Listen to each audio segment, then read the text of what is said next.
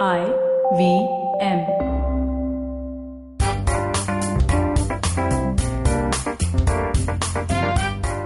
Yet All another right week. then. Yep. I've Is it raining? noticed the Is it raining last, crazy near your house?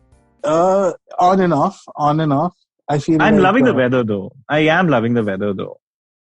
I am too, but it's just I don't know. I have some inherent. You've lived in Pune too. I don't know. You live in I Bombay. honestly didn't live in Pune. I lived in like Laule, so it's just like sister very concern. different. Yeah, but like very different. Yeah, like I was on a fucking hilltop. Like it was constantly hill station weather over there. Okay. No, what I was trying to get at is there's a cleanness to the rain, and this time I agree. I totally agree. we don't have to endure Bombay rains this time, but I still feel icky somehow to go down. I don't know why. Yeah. I know what you mean. So, hi, welcome to a new episode of GAYBCD. The last 2-3 episodes I've just noticed, not 2-3, more than that. I just love all our episodes starts with you going, all right then. It's like the beginning of a game show. All right then. Such kasamna. Why did I think of that one? I don't know, but let's talk about what we will talk about. Yeah, I'm just going to get straight to it. So, to all our listeners and people who listen to us regularly, a repeatedly concurring theme in our show has always been about self-value, self-worth, thinking about yourself first, putting yourself first, your happiness first. But I felt like one of the things I wanted to discuss today is self-worth itself, because even though I don't know about you, but even though I am like so aggressively advertising self-worth and self-love, I feel like right now I'm at a point in life where I hate myself.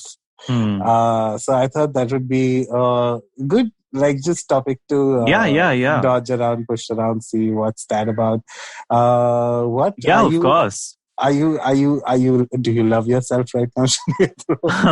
I have a very interesting up and down, ebbs and tides sort of a relationship with myself, because there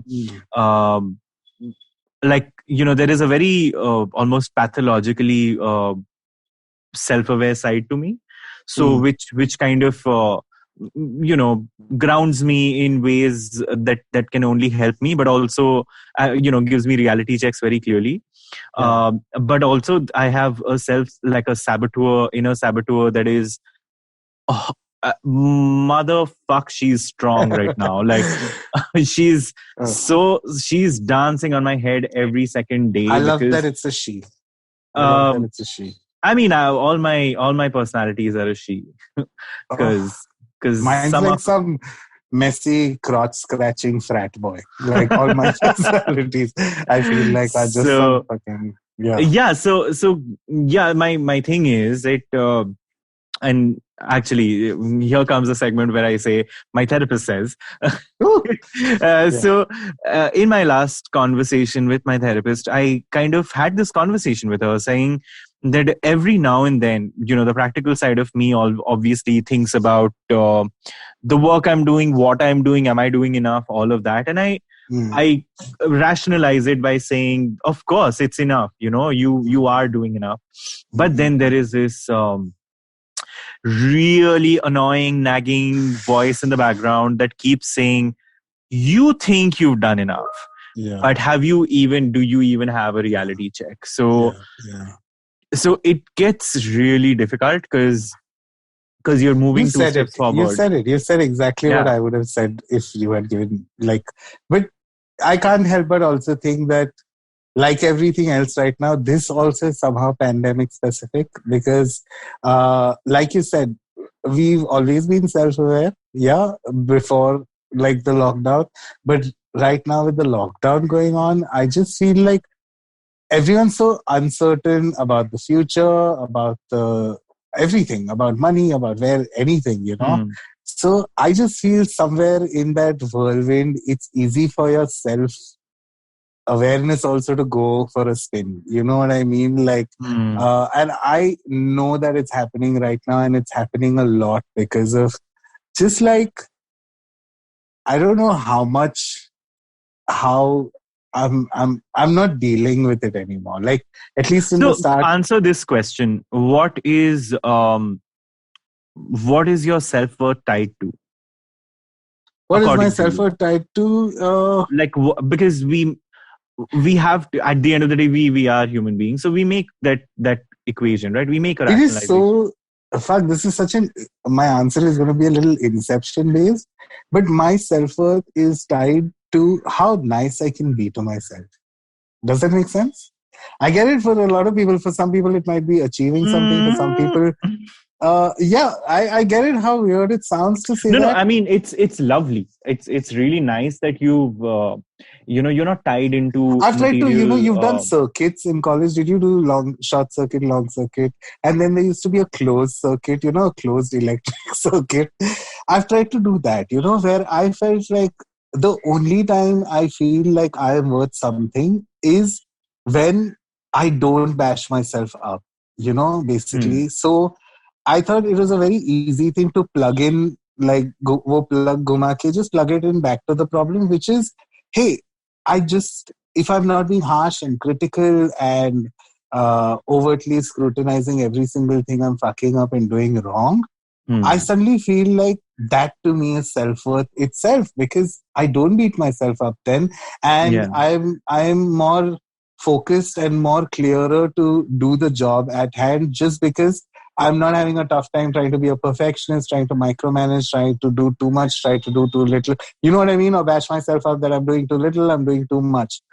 That's one part of the answer. Second is, again, with this lockdown and all of that being stretched out beyond like indefinitely and Hmm. whatever, it's just now it's becoming rickety, this bridge, it's shaking a lot, and it's becoming very difficult to not feel like, oh, so now 3 months have happened and you still not written anything, Farhad. What the fuck?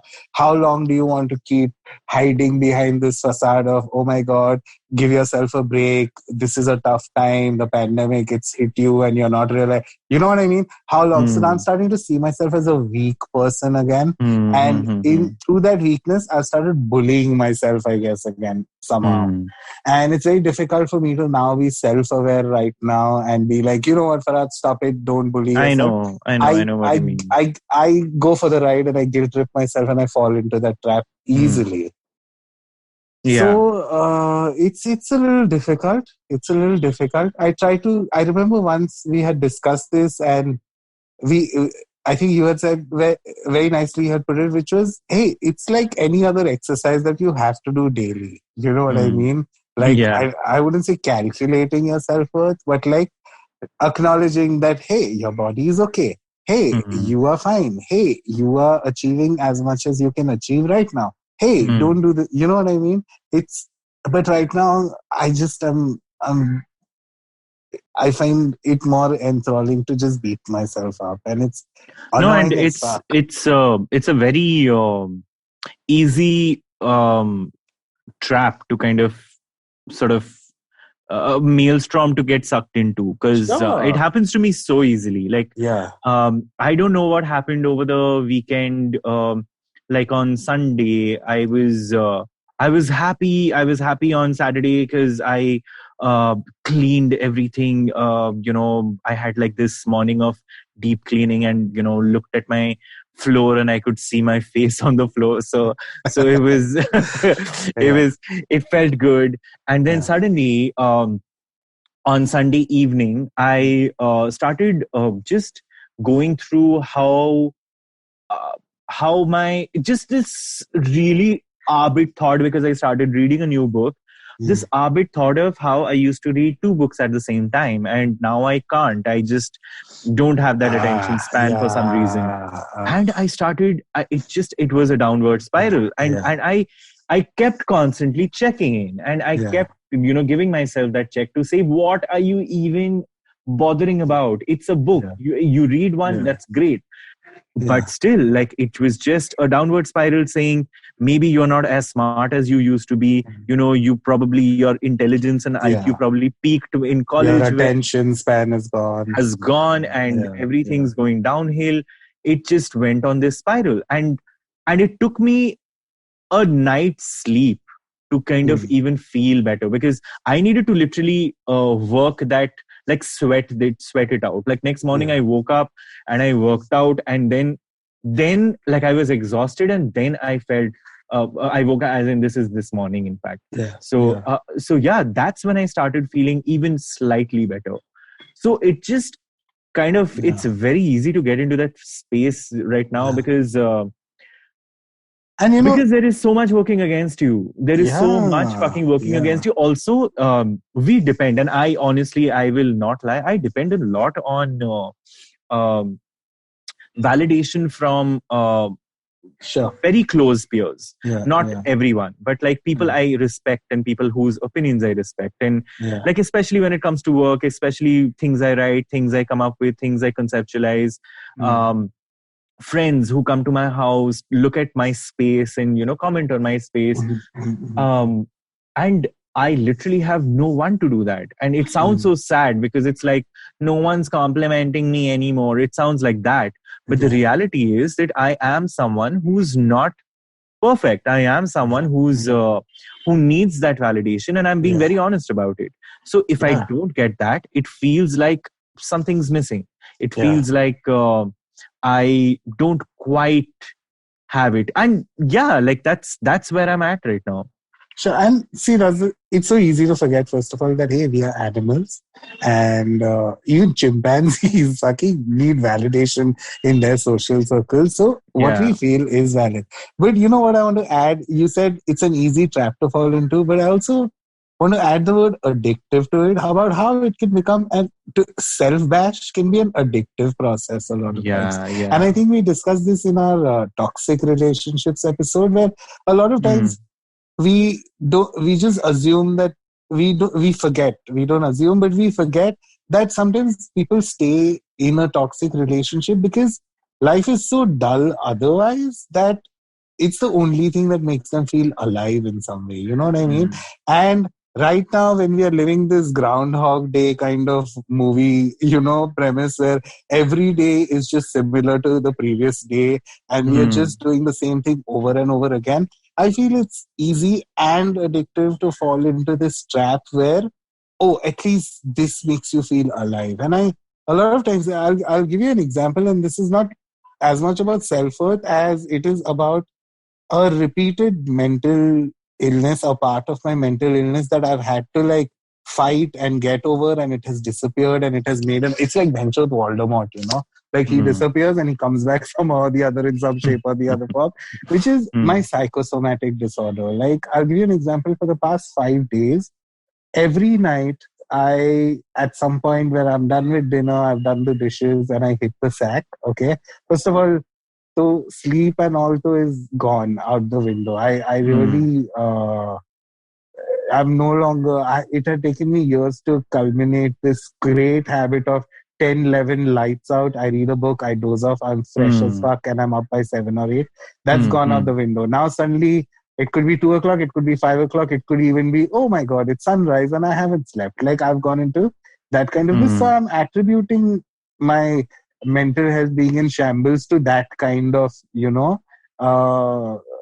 not getting enough rest, not exercising enough, whatever, fuck that.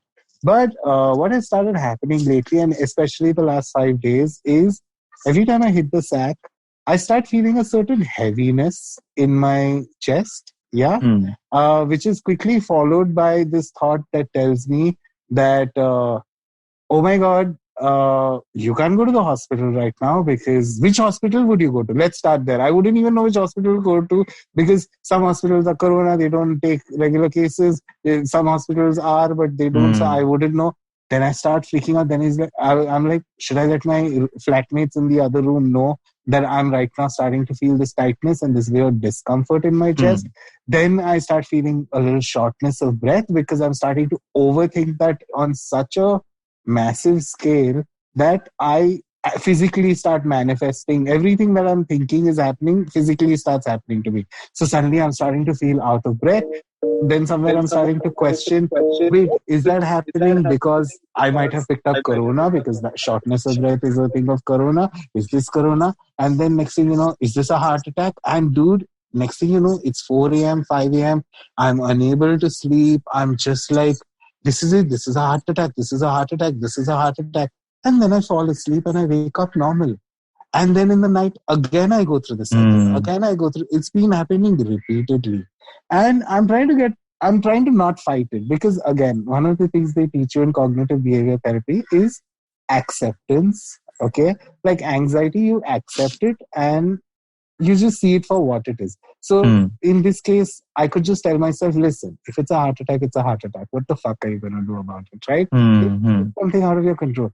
But it's just every night I tell myself this, but I still fall into the same trap again and again and again and again. And I've started realizing that somewhere, again, now I've learned enough that somewhere in all this, oh, I need to go to the hospital, somewhere my brain will also go like, oh my God, but you don't have money right now to fucking, if they tell you need a bypass, so how will you get admitted in the hospital? Look at you, you're 35, you've not figured your life out, you don't have a job right now. What if my cat falls ill again? What if this? What if that? So I've started realizing a lot of times these moments or these situations, I find a way to self-bash myself in them. You know what I mean? So, is there like a, again, because you're talking about, I've kind of rooted, my self-worth in growth, in terms of different things. And is there something tangible that you rooted to other than this idea of, being kind to yourself, like an action that you need to kind of, complete? Do you ever see it as a goal? Like, and what are those goals that you kind of look at? It's tough for me to answer that question, because really nothing comes to mind when I think about it. I don't know if I maybe had time to think about it, something, because yeah, sure. I know I would feel like my self-worth is accomplished if I'm, let's say, an established screenwriter. Let's just say that, yeah? But I'm not doing anything to work towards that right now. And somehow, like I said, because I'm trying to be kinder to myself, I don't beat myself up for it. So I found myself in this very weird place where my joy also is derived from. That's the same place where I can also get all the negatives. You know what I mean? Like, that's the exact place where I get.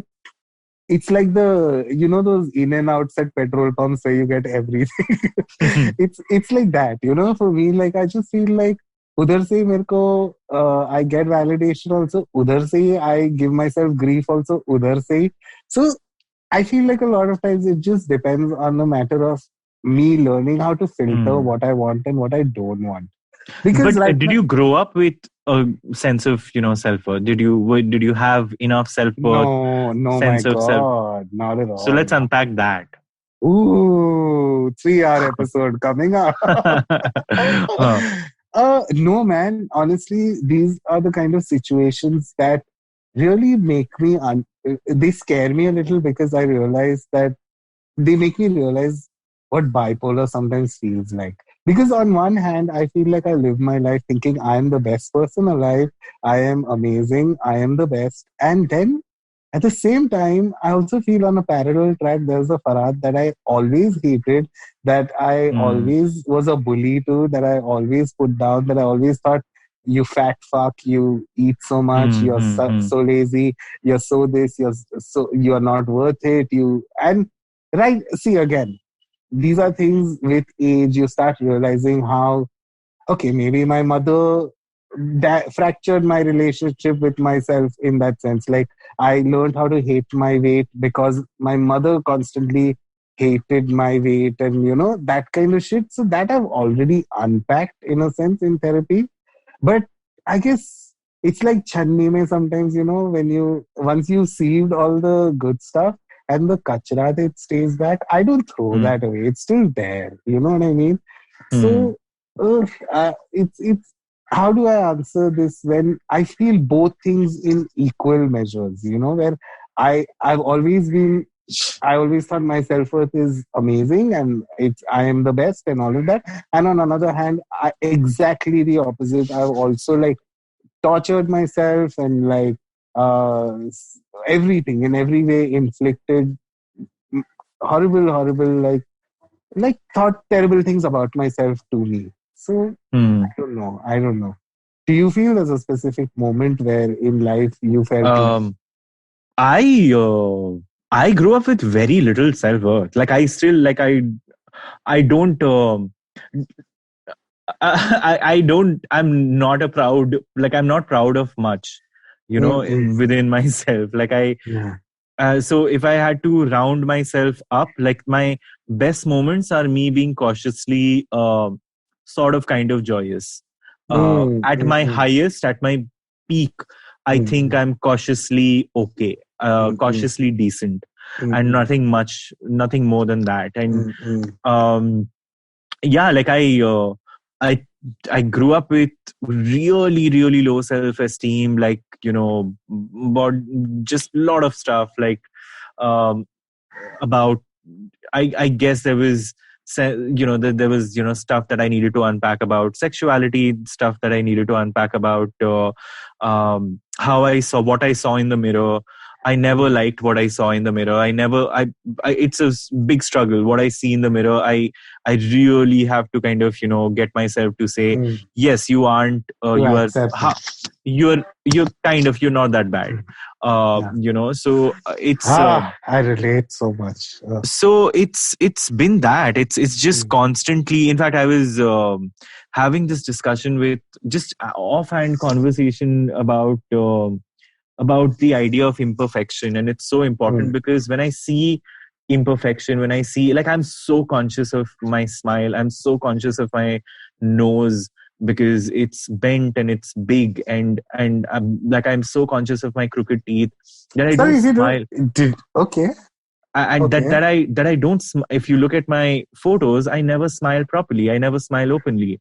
And I had no idea about that, Sunetro. Like, so there is so much I unpack every single day, and then there is this, it's almost like an out of body conversation that I need to have with myself, to say, hey, you're okay, you might not be the best out there, but you're halfway, you're okay, you're decent. So it's just like it works at many levels. I very often think I'm stupid, very often think I maybe I'm not smart enough to be in a room. Like it's just constant like doubts that keep cropping up. And it again came from the only person who would acknowledge that all of the things that I was heading towards and leading myself towards had some worth was me. While I was growing up, especially till I was in Ranchi, where my interest points were never mainstream interest points, so no one really echoed my feelings. And what I wanted to do, what I loved doing, not many people would like it. And so it just kept, there was like a bat, I was like a punching bag very often. Sure.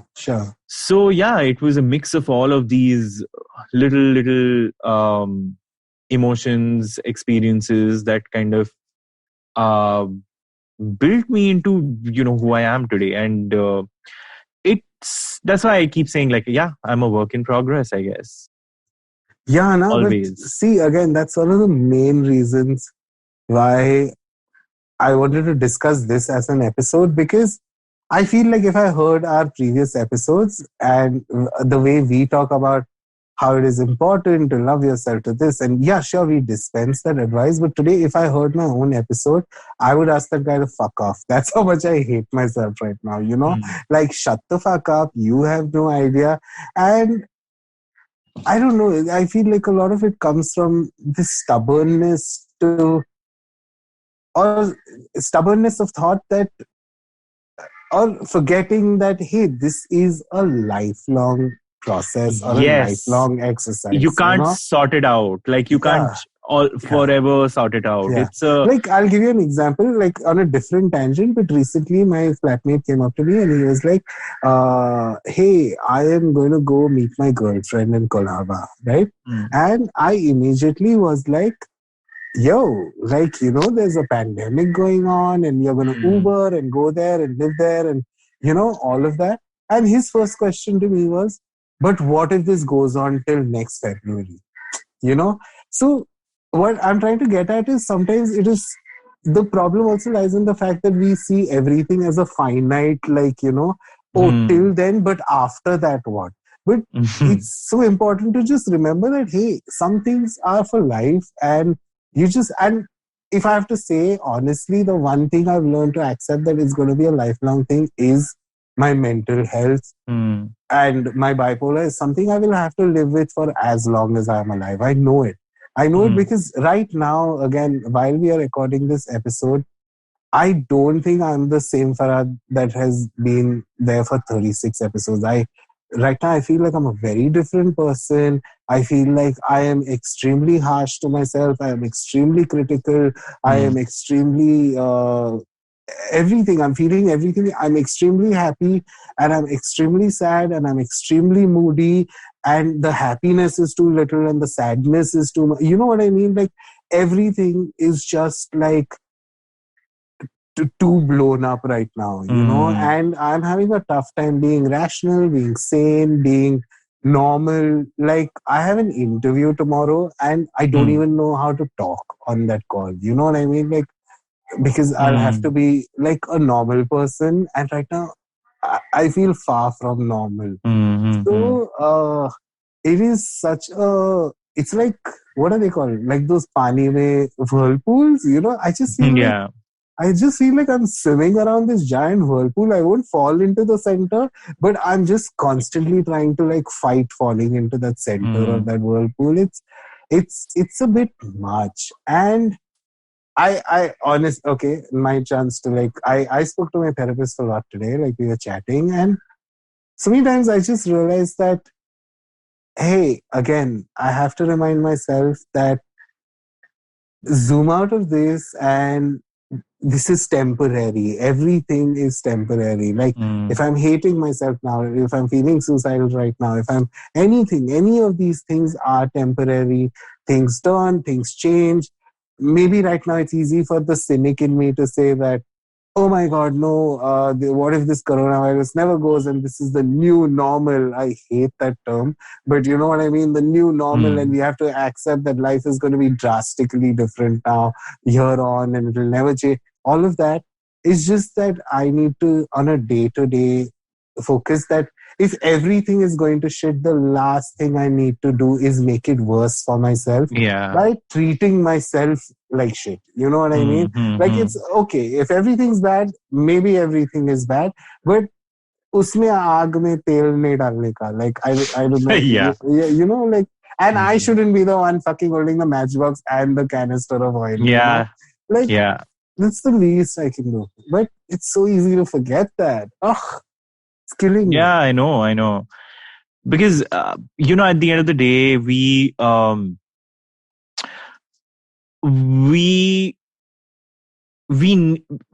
I think it again boils down, I don't know whether it's the same thing with you, but it boils down to feeling like we're on the move. And more than anything right now, we feel static. In the move, as in on the move, as in what sense? To feel like, life is moving, you are growing, something's happening, there is movement in your life. And right now, there just is no movement in our lives. And even if, like literally, I stepped out of back-to-back meetings and I know I've had a crazy day, but I still don't feel like I did. Did I do enough? My answer is no, you didn't do enough. Did I actually do enough? What is my body saying? Fuck, you did more than enough. Just sleep now. So that's the struggle for me. That's where I'm struggling. Where in my head I'm just like, है ना, rational है तेरे सामने. Why are you not seeing it? Yeah, man.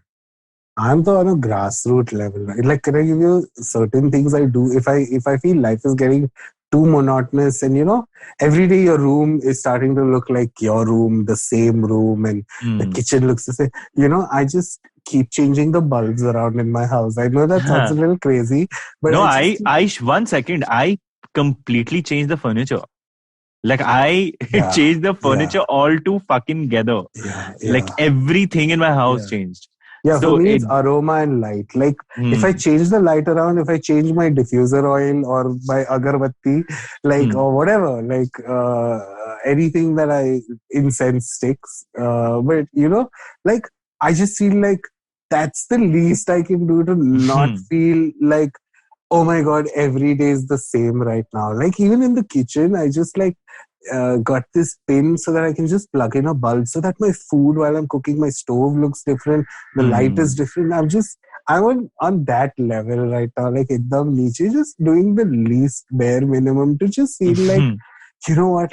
Yeah, okay, Rolling Stone, but life is changing while I roll along. yeah. Like, No, I mean, that's only fair. Yeah. It's only fair. Because you do what you can do. Like um, I'm doing whatever little things that I can do to kind of make my house feel more hospitable. And then that kind of draws me into this spiral where it's like everything is a trap. Okay.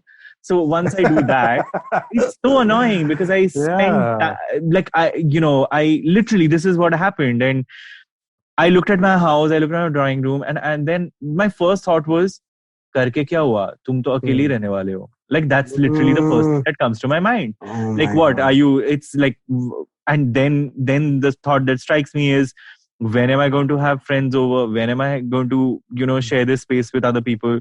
Like that. So it's like a constant, like, never-ending journey where you have to talk yourself out of it and like be your own therapist, and it's exhausting. It is. Sometimes, and I go back to a specific moment in school, when you had PT, physical, what is it? Physical training? That's what PT was? Physical education. So PE, but we used to call it PT for some odd reason. Yeah, physical training. Ew. Yeah, and and for some odd reason, I just remember, when your coach tells you to take a lap of the ground, like run 2 laps, and you run 2 laps, and they're like, okay, 3 more, and then suddenly you're like, no, I can't, and I feel now as an adult, I am just constantly that guy who's like, fuck that, I'm not running another lap, and who's there to like push me on or egg me on except myself. So I just so many times just feel like this whole, your happiness and your self-worth lies in your own hands. Sometimes that alone is so much fucking stress pressure. and so much pressure. Sometimes, like, kya hai ye? Kabhi to, and not to say, okay, then let's just switch gears a bit. A lot of times I feel we both, at least, are. I don't want to blow our own horns, but like, we both are maybe somewhere mature enough to understand that, hey, my self-worth is my responsibility. But I feel like there are so many boys out there whose self-worth is external. You know what I mean? It comes from a relationship or a lover, or you know what I mean? And right now, if I had to talk about that, I wouldn't even know how they do it. Like, how do they give someone else the power to define how valuable they themselves are? Like, yeah. Do you think that's something you do in relationships ever? Oh no, I'm the opposite end of the spectrum where my partners end up thinking, do I not matter at all? Like, is there no difference that my presence makes in your life? So it's the other end of the spectrum where I have to, as in where they expect more out of you to like they feel like, should you not be affected by me a little more? Okay. Like I kind of become, like a little too like stoic when it comes to like, not stoic is the wrong word to describe me. Insulated. Yes. Insulated. So that kind of, throws a lot of people off, and it takes them some time to understand that. What about you in relationships? What are you like? The thing is, I've been in enough relationships to know that my favorite relationships were where I was very like, I am the most amazing person alive, and the person agreed with me. like, I know that sounds like horrible validation, but I genuinely felt like if the person understood how much I value myself, I automatically felt like this person is amazing. In some way, I feel like that is the most hedonistic and narcissist thing to say. But in retrospect, those were my favorite relationships, and they were the best relationships where the person and they were obviously of immense value too. You know what I mean? To me, and I would obviously always reciprocate and let them know that they are amazing. But I always felt like if the person knows how much like I think I am amazing, yeah, in some way I just felt like that's the only kind of worth I looked for in my relationship, because I genuinely feel like I am I won't say like this, I'm amazing and all, it sounds a little too much, but I genuinely feel like I enrich someone's life if I'm in their life. You know what I mean? I want them to prosper. I want them to grow. I want them to be free. I don't try to hold them back. I'm not like possessive or whatever. Possessive is it just suddenly paints a shade that I mean only in terms of I give them freedom in sexual prowess or whatever.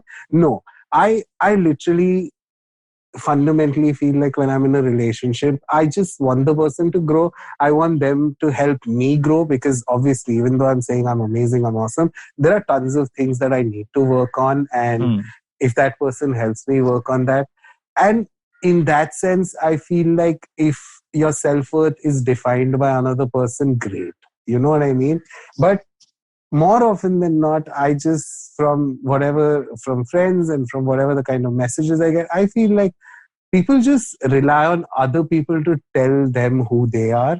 And I feel that's a terrible trap to fall in because someone will think you're an asshole and that doesn't mean you're an asshole. You know what I mean? Maybe you're just I'll give you an example. One of my best friends, he was dating a boy for 8 years, okay? And they had such a weird arrangement. My best friend could never sleep with anyone, but his boyfriend was allowed to sleep with whoever. Okay.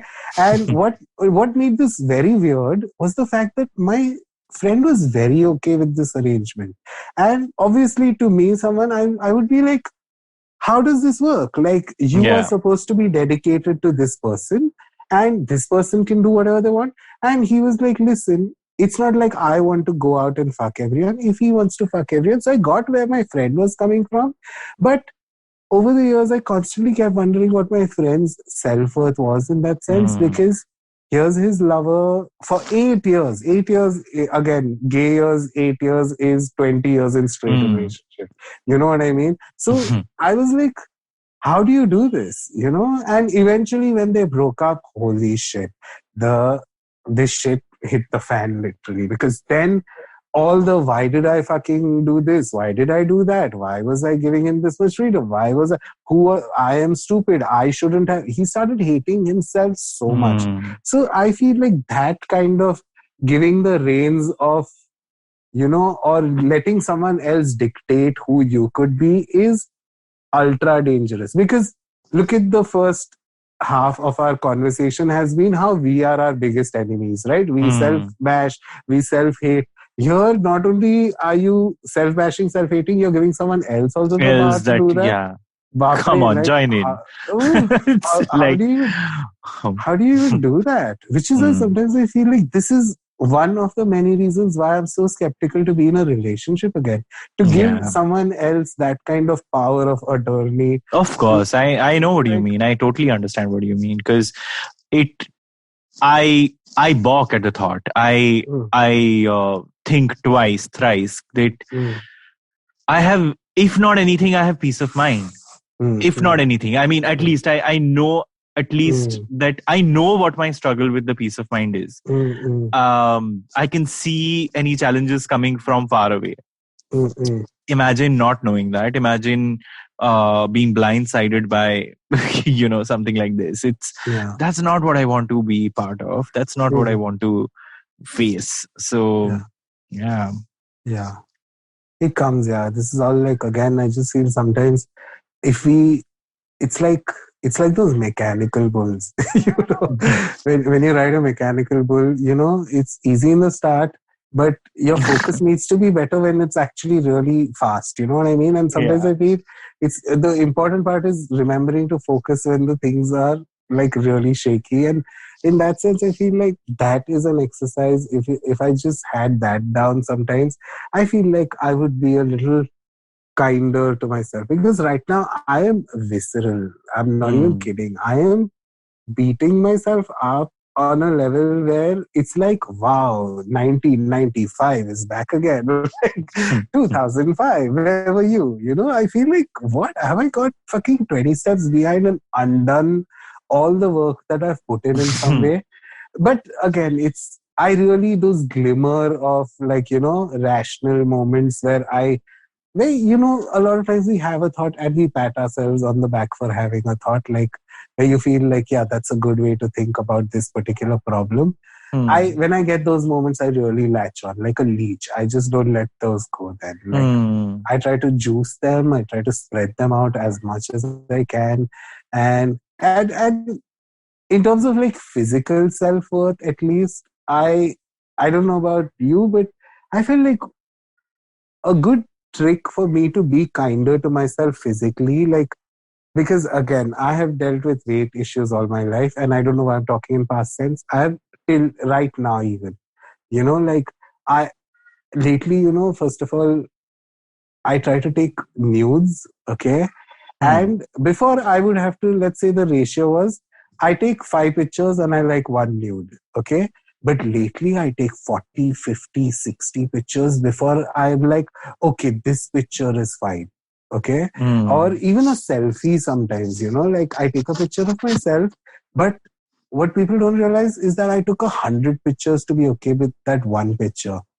And I just feel one of the things I started doing over the years was I realized how I look at other people defines how I look at myself.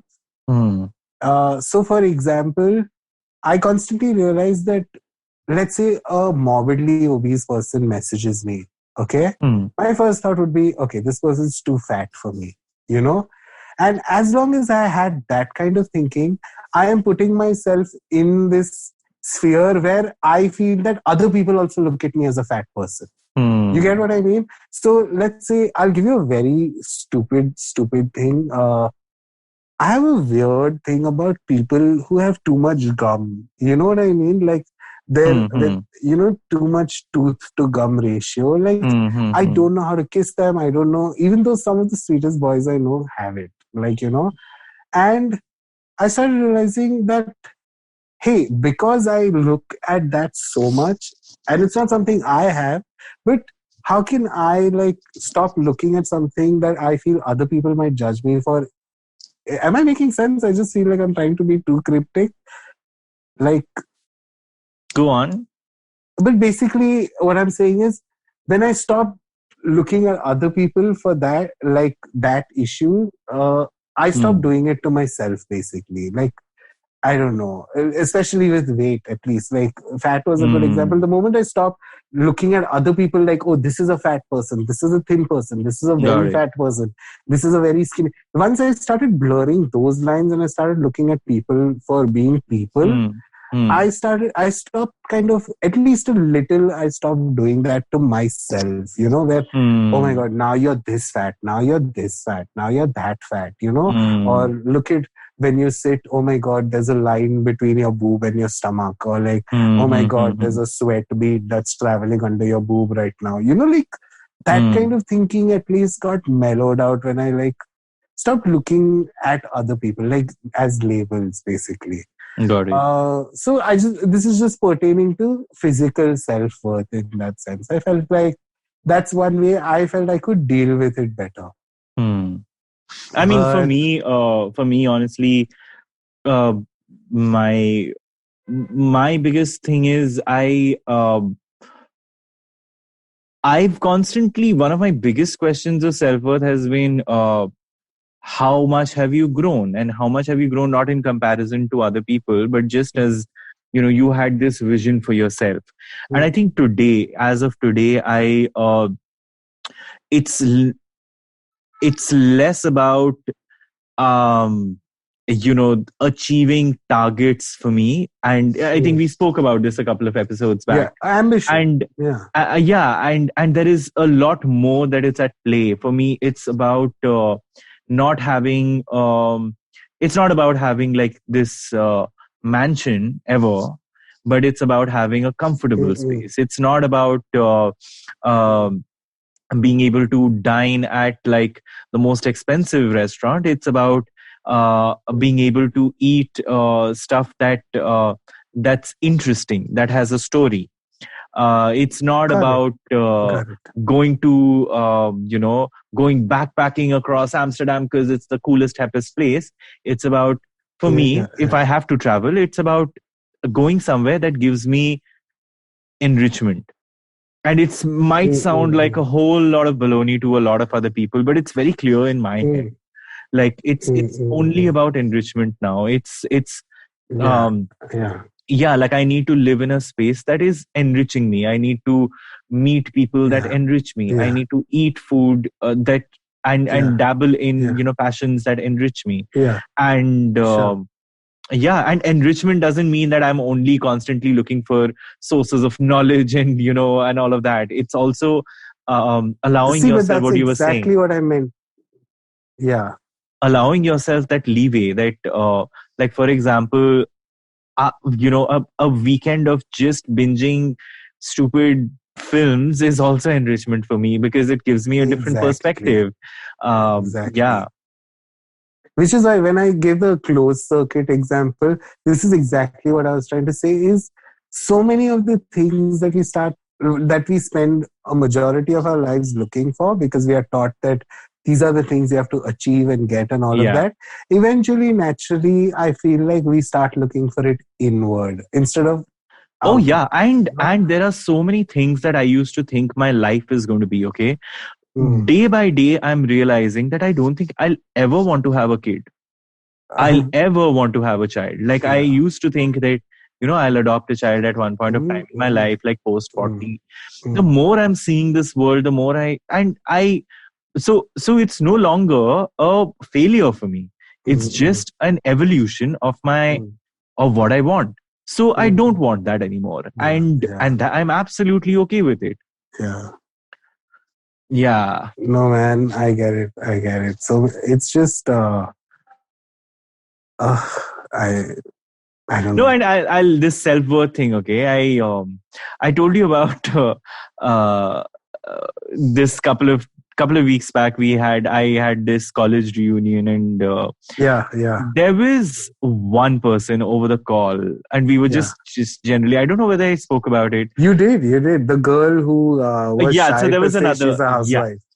So there was another incident where I was targeted, okay? And I kind of was like, I really I had to hold my like targeted means kya bola?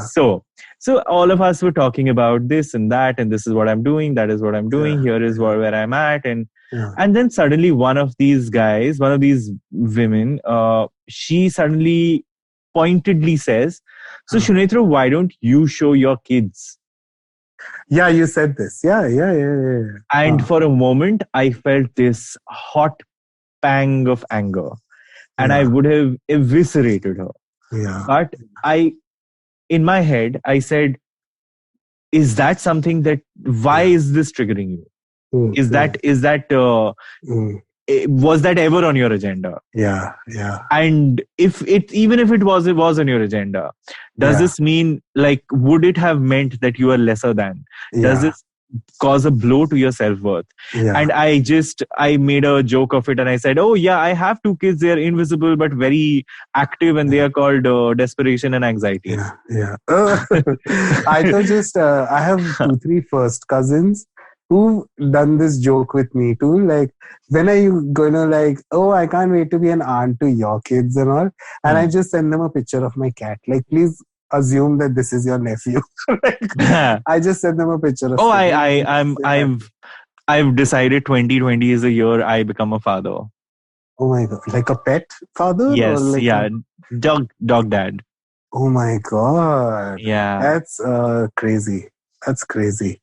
Yep. I don't know. That scared me a little for a second. Why?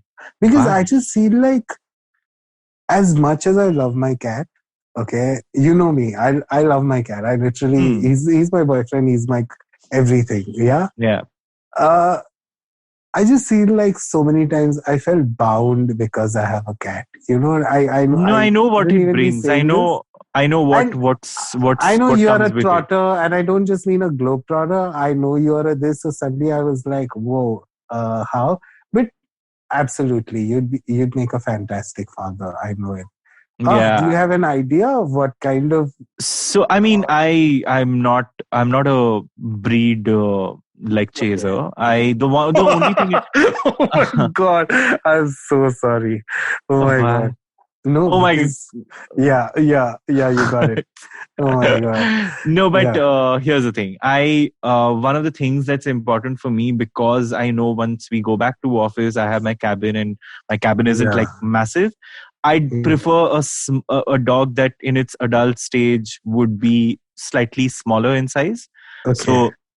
So like a smaller dog, like Yeah. smaller build Like a is the. handheld? Like a No, handheld? so I'm not tiny, not like, I'm not looking for Not like like a Real chihuahua. Housewives of Beverly Oh, Hills. no, no, no. So I just Okay. want, so for example, anything between Dachshund and like Ooh. uh I don't know, like, so Dachshunds again are very tiny, but like Yeah. 4 inches taller than that also. So any indie, any dog that kind of fits that size criteria is the only Got thing that it. I'm looking for. Got it. Got it. Got it. Yeah, and I'm not buying, of course. Like, Okay. As long as you don't get a Pomeranian, we are okay. and We the other category is short hair. short hair. Okay. Like, I'm not, because we live in Bombay. Yeah. I'm not looking for uh, a dog that needs like AC Yeah. all the time, and I don't Yeah. want him to kind of suffer. And Got it. yeah. Yeah. You know, one of my friends, this is suddenly a sad story, but he got a job 2 years ago in Kuwait as a flight attendant, and he adopted in Kuwait. He adopted one of these. What are they called? The snow hounds. What are those Afghan snow? hounds. What? No, like a. It's built for the snow. That dog. I don't know. A lot of Oh, people acha, they also acha. have it. Like As in this thing, husky. husky. He got a husky, and dude, he had to come back because of the pandemic. And not only that, he lost his job. So his friends had to adopt his dog there because he couldn't get his dog back. Oh shit. And it was such a like tough thing for him. And I felt so sad when I heard it. And first of all, Hmm. just imagining a husky in a fucking Middle Eastern country, I was like, No, I mean the thing I with. gave him little grief. Nay, but the thing is, over there, everything is AC. When you So said air that's. conditioning, this is the story that came in my mind. Like, yeah, Yeah, but that, that's the thing. I mean, yeah, it's wahan pe everything's always got it, AC. Like, got it's it. super AC Yeah, all the time. yeah. Dude, do you ever think about like what happened to Pomeranians? Like, One because second. her dog. First and foremost, what we call Pomeranians are actually Spitz, and Pomeranians are far, Okay, like, they're different. got it. Spitz I'm is saying the Maine Pyar Kiya annoying. white dog. Yes, toffee, right? Not मैंने हाँ, प्यार किया. dog. हम हम आपके आपके हैं हैं कौन? कौन? Like, Yeah, yeah. yeah. Oh my God, they're so annoying. Dude, that was the dog of the 90s. Yeah, Like yeah. every Oh my family God, had a fucking, and they were annoying as fuck. noisy as And like, fuck. and now I just don't see them anymore. And I was like, what Yeah, happened? Like maybe like I think also Yuval Noah because. Harari can answer it. Like, No, so I like in places like Ranchi and stuff where mm, winters are cold and stuff. You see a mm, lot of them. You'll see in East India, you still have a lot of Spitz mm, owners. mm, That's still there. Like yeah, my when I was growing up, my neighbor, like, we used to stay on the first floor. mm, The second floor neighbor, yeah, they had two Pomeranians, and yeah, I mean yeah, Spitz. yeah. Yeah. Can I tell you the biggest ironical thing that has ever happened in my life? And it's one of the reasons we never got a dog as a family. We had a dog when we were kids. His Hmm. name was Granger. And he was the love of our life, yeah? Hmm. And my mom is a hairstylist, so she used to run a salon from the house. Yeah, Hmm. we had a salon in our house. and one of her clients was a vet. Okay. And the vet had come. She got her hair done, pedicure, manicure, whatever. Yeah. And when she was leaving, she backed up her car and she hit my dog. Oh the my vet. God. Imagine the irony of all of this. Wow. The vet, and over the next 7 days, I will never forget. I'm talking 1992. This is 92, 93 max. Wow. I watched my dog shut down like one by one limb at a time. And it was such a traumatic experience for us that we never got a dog in our life again. And till date, like, I am super affectionate of dogs. Like, I love dogs. But I have some, bachpan mein something happens like PTSD, to you, that scare just stays with you forever, like a root canal. Or it literally feels like that. That if I ever had to, because sometimes, I just feel like Squid is alone and I want to keep him like for company, and I don't want to get another cat because A, he's super territorial, and B, if I get one more cat, I'll probably just be covered in cat hair now. Like, that, that thing in Adam's Family. I think he's called the Thing or cousin. No, cousin it. Yeah, cousin it. Yeah, I'll look like that if I get another cat. So at some point 2 years ago or something, I thought, hey, should I get a dog just for this? But then I just decided to like, nope, Farhad, because walking the dog and Bombay and like, I don't know, it just did not fit right in my head. Wow, self-worth to adopting dogs. So here's the thing. I mean, I honestly, I'm glad this came there because also over the past 1 year or so, I think I've also started mapping my self-worth to how much love I can give. Oh my God, that is so And important. part of that is this, like, my decision to get a pet and to, maybe that's one thing that I want to do. And that's what, I think there's some amount of that thought process that kind of brought me to this decision. That is so beautiful. No, what you just said, it's something that I never thought of, but so much of self-worth can come from your ability to be warm and kind and love other people around you. No, and also I fundamentally, I've always thought of myself as a very like self-serving person, a selfish person, because I've always felt like I haven't had enough, and I've always felt like I haven't been given enough things and opportunities, and so as a result of that, I've always felt like if I'm trying something out for myself, I have to do it. I want to put myself first. So it's like my way of almost unwinding that, unspooling that now slowly to become a bigger person. And I don't know, this earlier when you said never having a kid, I have the same like I never want a kid, but sometimes I feel like it is so my reason to want a kid is so selfish. Sometimes it's literally just to project who I am as a person, because I have been repeatedly, sometimes you just get certain compliments from different people who don't know each other. And one of the most common ones I get is, you would be such a great father. I get that a lot. But because I've had such a traumatic or a weird childhood, you know what I mean? I sometimes feel like, holy shit, a kid is all I need for me to become that traumatic person. You know what I mean? So one of the reasons I don't want a kid is because, unfortunately, if I suddenly flip and I become this horrible asshole, naggy, constantly emotionally abusive father, so no kids for me. But on another level, I just feel like I want a kid just so I can do a litmus test on how amazing as a person I am. Wow. Which is so selfish. But I feel okay, so I read this article, which yesterday it was such a beautiful article about, more and more people are choosing to go childless because, and there was one person who said something so powerful. That person said, I always want to have the power to walk out. You can walk out of a relationship. You can walk out of a job. You can walk out of even your parents' lives. But I mean, you never really walk out. You can't walk out on your kids. You can't. Absolutely. You if you do, you are like, you're bound. You're bound forever. And if you don't want that kind of bondage, then sure, don't. And I honestly don't want that kind of bondage. So it's not the kind of BDSM we'd sign up. Yeah, there's other bondage that I don't mind. Yeah.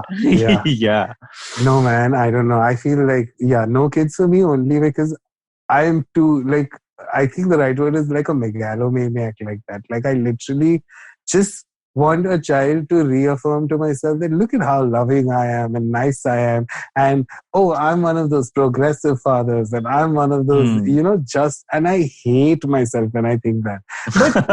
But again, I feel like as gay individuals, this is a thought that all of us have at some point where about kids, like, I'll tell you what I had. I used to think, that, and I've kind of corrected myself over the time. Mm-hmm. But when I kind of figured that, even if I, sorry, I'm yawning. Even if I yawning. Sorry. No, so even if I have a kid, it's going to be very late in life, and if I want to at all.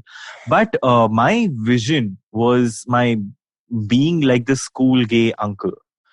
And I'll be honest, I used to be pissed about it because my brother's not married, and I used to feel like, oh fuck, he had one job.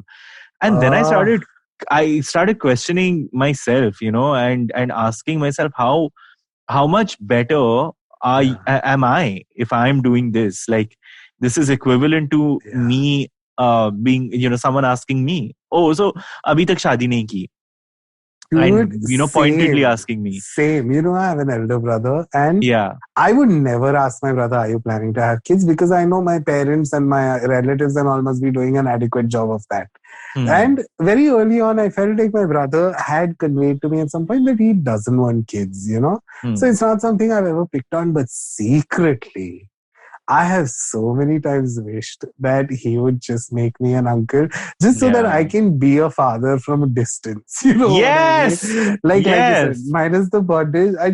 And like, wow, obviously an uncle is always cooler because you don't have to be responsible entirely for the child, and you can just come and shower love and gift and do whatever. Like, just be that guy, and you're the cool uncle. So I totally get what you're saying. And I hope my brother never listens to this because I would never want him to think that I want him to have kids. But like, secretly, this is something I think about at least 3 times a week. Like, I used to, now I've just given up. Like, I've given up because I think it's wrong for me. Do I still want to be, a dad by proxy? Of course, I do. And that's a fact. Like, I think, it's nice. It's a nice thought to have. But I wouldn't push it on anyone. I wouldn't force anyone. Like, So that's what I am at. That's where I'm at. Okay.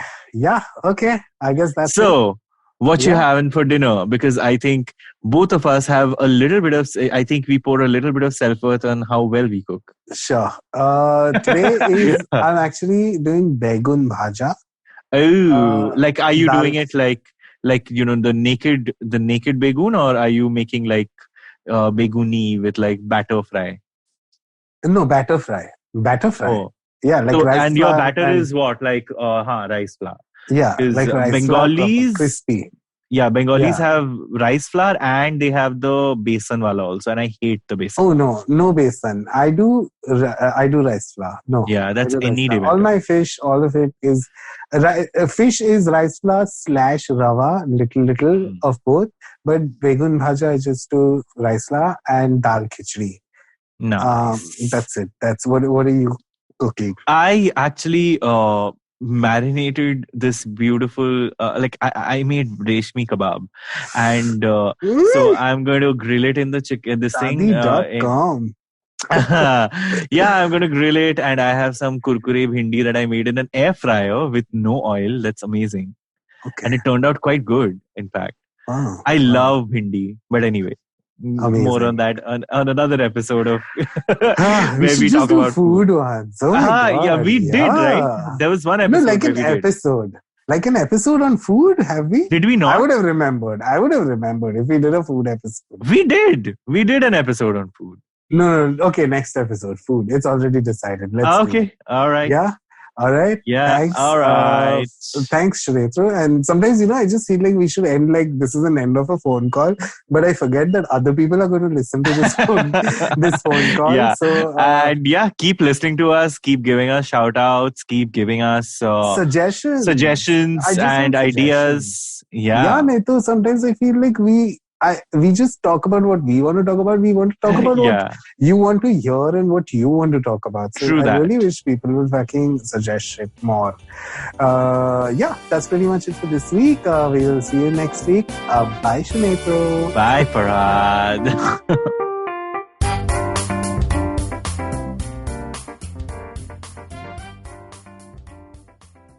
I hope you enjoyed that show. I'd like to thank our sponsors this week, Paytm Money and Intel. It's been a really, really cool week on the network. We've had Ashwin Sanghi on Cyrus Says. We have Masaba Gupta on Advertising is Dead. You should definitely check out Vivek Lath, who showed up on Storytellers and Story Sellers. A close friend and partner of ours, Karthik Paricha, was on the Pragati podcast talking about the future of podcasting, which I think is really, really interesting. And I would like to ask people to check out All Things Policy and what they've been doing. They've been having some really interesting discussions about India's challenging relationship with China as we go forward, and I think that would be a great thing for you guys to check out. So with that, we hope to see you again next week. Namaskar, this is Ashish Vidyarthi. Yes, my friend, these are challenging times, but in these challenging times, we can create something extraordinary. Do take time to listen to my podcast, Begin the Journey, available on the IVM Podcast, website, app, or wherever you listen to podcasts. Remember, we have a great opportunity called life. Cheers.